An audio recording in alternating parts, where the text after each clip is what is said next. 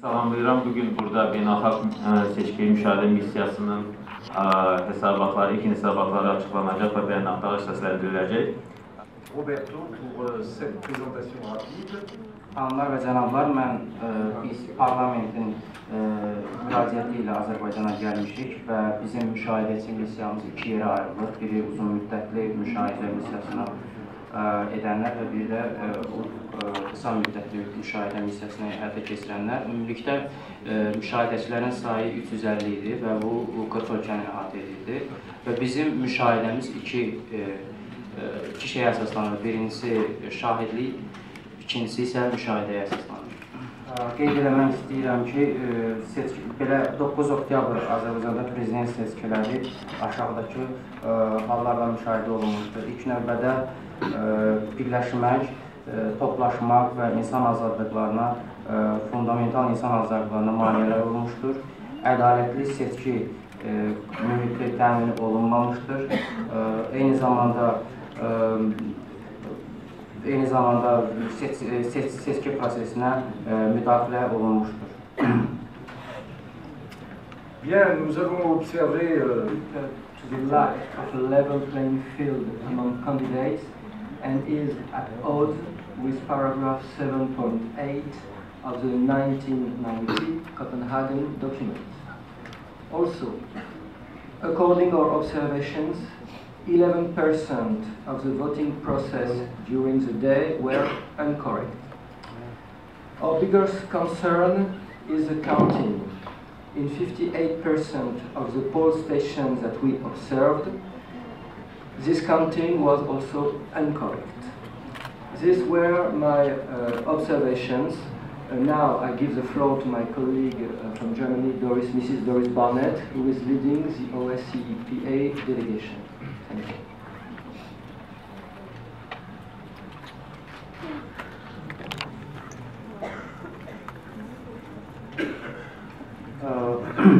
Əsas problemlərdən biri də biz qeyd eləmək istəyirik ki, mediaya açıqlıq məsələsi idi. Namizədlərin mediaya açıqlığı məhdudlaşdırılmışdı və bu da məhz ədalətli seçki mühitinin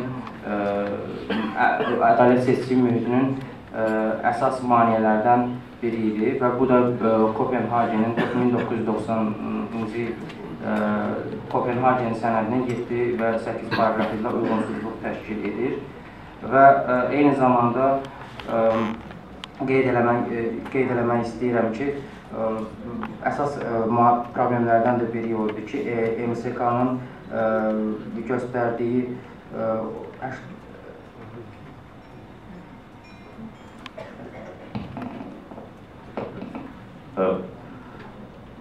Müşahidə missiyasının əhatə etdiyi seçki məntəqələri arasında 58% məntəqələrdə seçkilərin hesablanmasında problemlər, pozuntular müşahidə olunmuşdur. Eyni zamanda müşahidə missiyasının əhatə etdiyi məntəqələr arasında 11% məntəqələrdə seçki prosesinin gedişatında da pozuntular aşkar olunmuşdur. Thank you, Michelle. Dear ladies and gentlemen, I'm overwhelmed by your appearance. Eyni zamanda mən həmçinin uzun müddətli müşahidəçilərdən və qısa müddətli müşahidəçilərdən narahatlıq doğuran bəzi məqamları da eşitmişəm. Uzun müddətli müşahidəçilər seçki qabağı təşviqat kampaniyası zamanı ciddi problemlərin baş verməsi ilə əlaqədar məlumatlar vermişdir. Eyni zamanda qısa müddətli müşahidəçilər seçki günündə baş verən pozuntularla əlaqədar məlumat vermişdir və sözsüz ki, bu məlumatların hamısı məndə yaranan müsbət təəssüratlarla toqquşur və onlarla ziddiyyət təşkil edir. Received allegations of intimidation, witnessed even physical attacks on journalists in the lead-up to an election day, which we found seriously flawed. Bizim müşahidəçilər seçki prosesinə qanunsuz müdaxilələrlə əlaqədar, eyni zamanda insanlara qarşı hələ qorxu və hətta bəzi hallarda jurnalistlərə qarşı fiziki hücumların olunması ilə əlaqədar məlumatlar əldə ediblər, məlumatlar bölüşüblər və sözsüz ki, biz bu məsələləri çox ciddi qanun pozuntusu hesab edirik. As the day wore on, the difficulties mounted. Bir xahiş edirəm, sahib olasınız. Amma biz əmin idik ki, siz bura gələndən sonra Azərbaycan reallıqlarını görəcəksiniz, şəffaf seçkini görəcəksiniz, demokratik keçirən seçkini görəcəksiniz və bəyanatda dəyişikliklər edəcəksiniz. Çox təəssüflər ki, bu bəyanatda korrektorlar eləməminiz. Amma bir məsələni də sizin diqqətinizə çatdırım ki, sizin missiyada iştirak edən hər bir müşahidəçi ayrı-ayrılıqda Azərbaycan mətbuatına məlumatlar verərək və... Siz sual verirsiniz, yoxsa yox? Mətbuat konferansını bağlamağa məcbur olacaq. Qazet redaktorunun verdiyi suala verdiyi çıxışa cavab olaraq qeyd edim ki, biz bura sözsüz ki, hazır bir sənədlə gəlməmişdik. Biz artıq 6 həftədir ki, Azərbaycanda fəaliyyət göstəririk və bu 6 həftə ərzində sizi inandırım ki, mənim bu hesabatları yazmağa vaxtım olmuşdur və bildiyiniz kimi artıq 2 aralıq hesabat dərc olunmuşdur. Bugün isə ilkin nəticələr və müşahidələrlə əlaqədar 3-cü hesabat sizin diqqətinizə təqdim olunur və inanıram ki, həmin hesabatla siz də tanış olsanız, orada öz əksini tapan müşahidələrin nə dərəcədə reallığa uyğun olub-olmamağı ilə əlaqədar öz fikrinizi bildirə bilərsiniz. Bununla bərabər bir daha qeyd edim ki, bu hesabat Azərbaycanda müşahidə aparan 300-dən çox beynəlxalq müşahidəçinin gəldiyi qənaətə əsasən tərtib olunan bir sənəddir və bu hesabat Azərbaycanın adətə ölkə kimi öhdəsinə götürdüyü öhdəliklərə, seçkilərə uyğun olub-olmaması ilə əlaqədar verilən bir qiymətdir. Həmçinin Azərbaycan beynəlxalq standartlara və qeyri-qanunvericiliyə uyğun müəyyən öhdəliklər götürüb. Ona görə sizin hər birinizi inandırım ki, bu hesabat öz əksini tapan məsələlər həmin bu müşahidələrin nəticəsidir və biz çox böyük məmnuniyyətlə dəvəti qəbul edib gəlib Azərbaycanda bu müşahidə missiyasını təşkil etmişdik.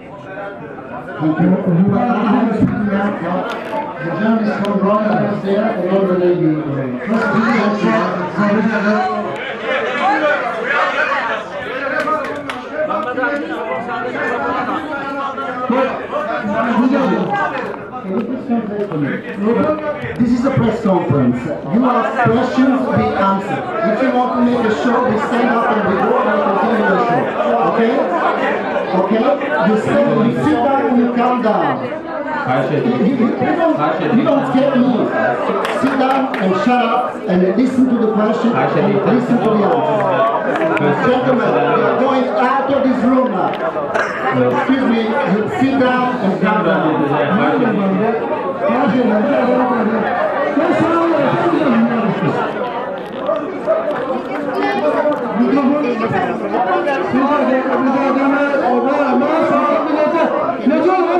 Can you remove the microphone? Only one microphone. Can you please remove the microphone? She is asking the question now. Excuse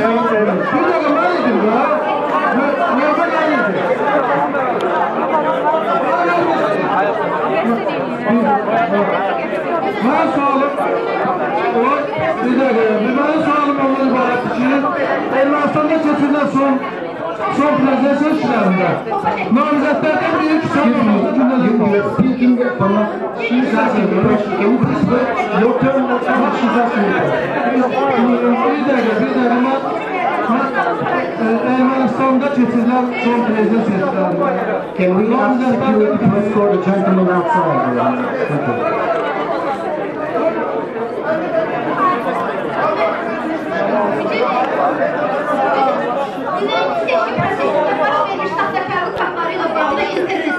YouTube'da, o cümleden Azadlık Radyosu'nun saytında xeyli materiallar var. Siz özünüz de beyanatında bildirdiniz ki seslerin sayılması prosesini məntəqələrin 58%'de çok ciddi qanun pozuntuları aşkarlanmışdır. Bundan sonra necə qənaətə gəlmək olar? 58% yarıdan çox ciddi.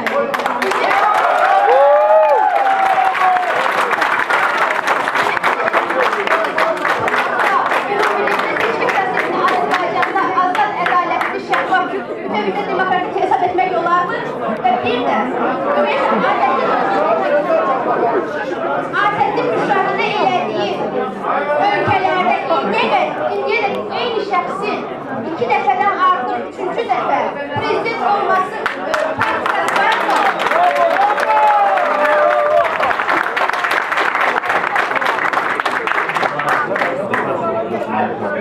of this press conference, yes, the purpose of this press conference is to provide you with information. If you're unable to hear the answers to the questions that you ask, there is no point in us being here today, and we will bring this press conference to an end.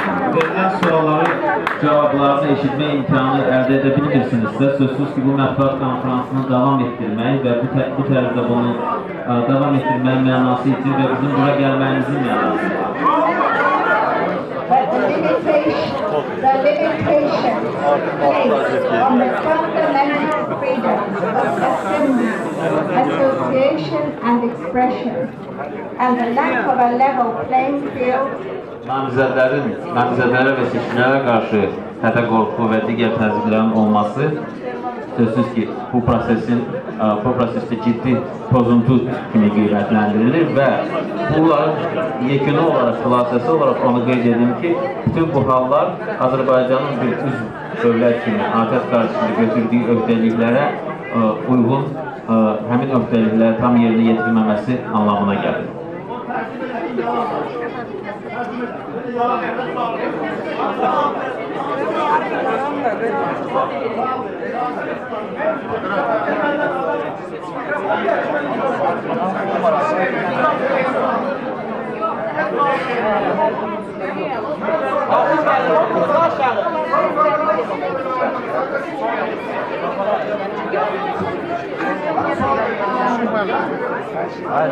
Okay, I'm sorry, excuse me.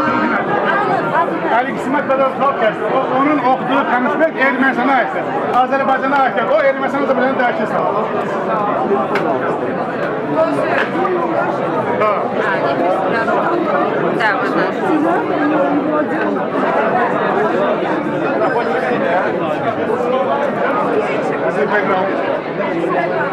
Və hər bir seçicinin haqqıdır, hüquqidir ki, əgər o seçki zamanı hər hansı bir qeyri-adi hərəkətlərlə, deyək ki, qayda pozuntusuyla rastlaşmış olarsa, bu haqda o protokol hazırlayır, həmin protokol təqdim olunur MSK-ya, MSK həmin protokolu sonradan göndərir ali məhkəməyə və beləliklə də bu deyək ki, məsələlər öz həllini aydın şəkildə tapa bilir.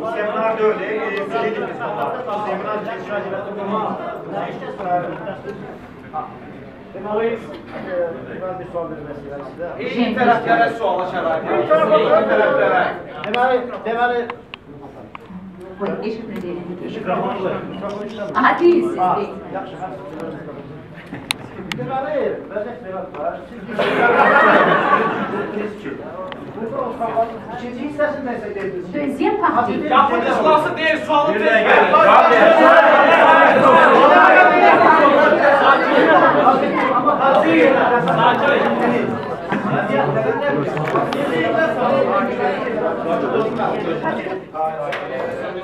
Le journal Vous avez souligné que 72% ont participé aux élections, c'est-à-dire les élections. Et vous avez dit que la campagne électorale était faible. Alors si la campagne électorale était faible, autant de gens pourraient venir au bureau de vote à voter. Və bir də 1000 nəfər üzvü olan partiya ilə 300 min üzvü olan partiyanın təşkilatı bərabər 600 min. Bərabər ola bilərmi? D'autres questions. Sevgili seçicilərin özlərinin Seçkidən öncə bir-birinin ardınca təşkilatımız 2 dənə qərəz.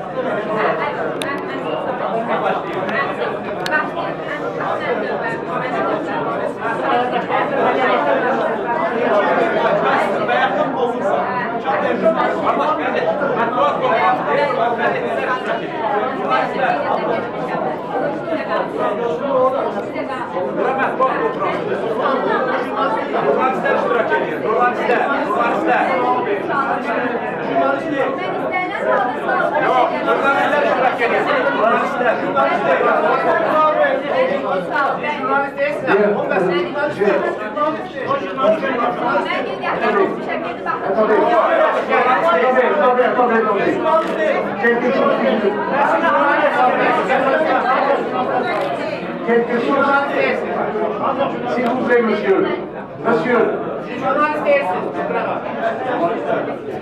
Monsieur,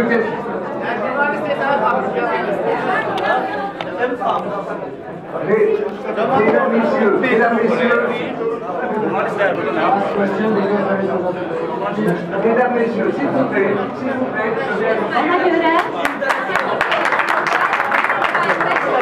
Alors, je prends la dernière question de madame.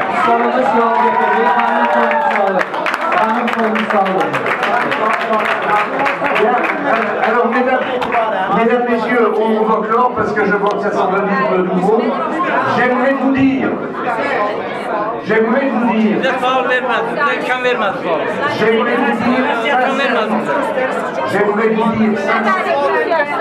Hamısı gedib açıqlama verilən mətbuata ki, keçilər tam report olub. Gecə vaxtlar bunlar nə gördülərsə də reportda совсем başqa şeylər oldu. I give my last question to İlham Əliyev, Başar Əsəd, Barək Hüseynin ki, faizlərin üstünün səsini narahat etmir.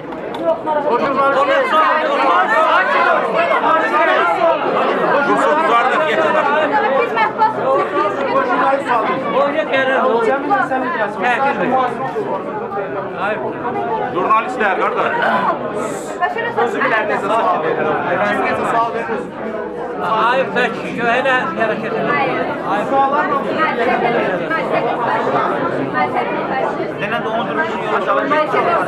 Vakti vardı, vakti vardı.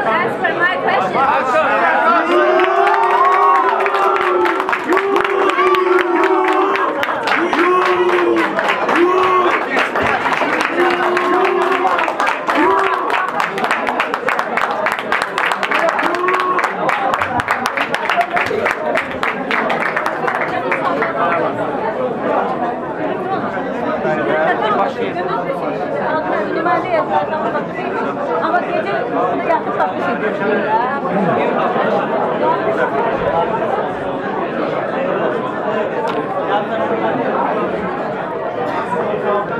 Legana Hanım, siz hansı sual işıqlandırmaq istəyirsiniz? Mən üç sualım var idi.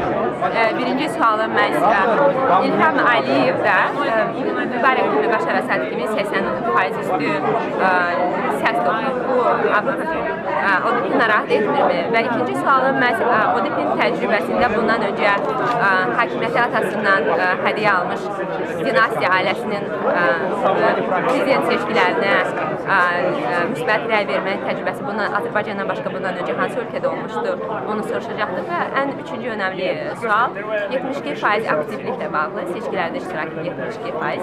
Onun karusellərdə payını xəbərdar olmaqları haqqında və ümumiyyətlə karusellər adlı materiallar araşdırdıqdan sonra 72% haqqında rəy verdiklərini və yaxud da bunu araşdırmadan 72% rəy verdiklərini soruşmaq istəyirdim. Gördüyünüz kimi cavab almadıq.